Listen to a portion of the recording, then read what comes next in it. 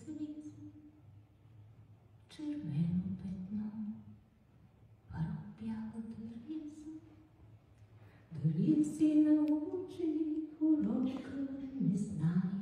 Преди 2 години списанието за обществен живот и култура Хемус, което е едно българо-унгарско издание, двоезично, празнуваше своя юбилей.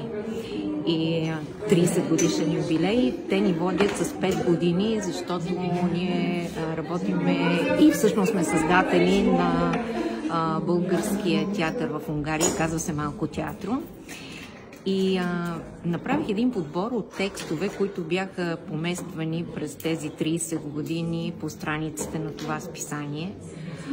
Добавих и някои текстове, които аз много обичам, и помолих Николай Иванов да напише музика по тези текстове и се получи това.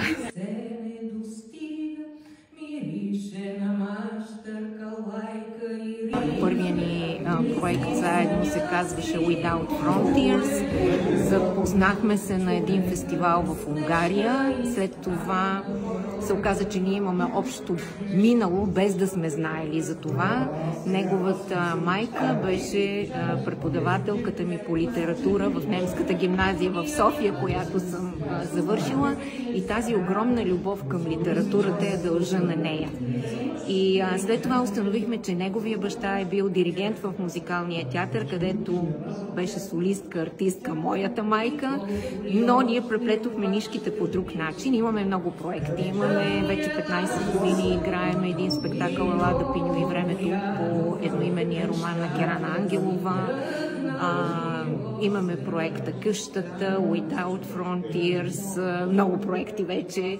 Много често импровизираме, много често обичаме да импровизираме, много често гостуваме в Русе. Сега също, края на октомври, ще играем "Лада Пиньо и времето", ще играем един текст на Канети, така че винаги има нови провокации и аз много обичам да работя с Николай, защото по някакъв начин извежда от мене някакви други пластове и има много силно чувство за текст и просто текста и музиката се сливат и това на мене ми доставя огромно удоволствие като изпълнител и дано да е така и при зрителите. Не винаги смехът ти ме топли и никога не ти откъснат цвет.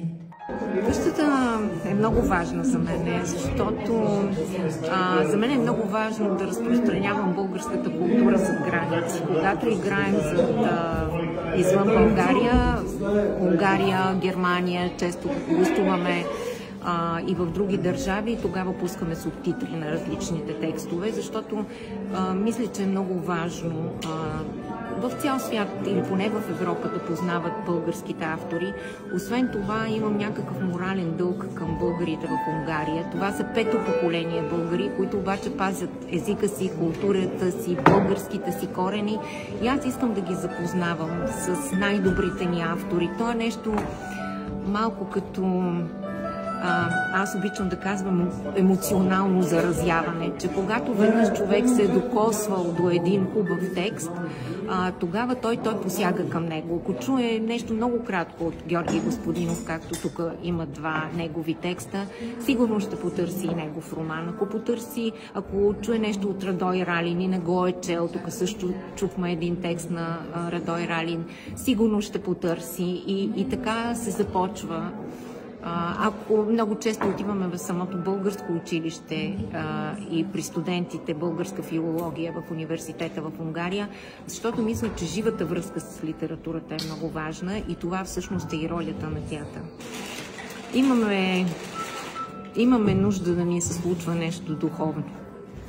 Имаме нужда малко да се забавим, да помедитираме, да си помислим кои сме и откъде сме и да започнем да си задаваме въпроси.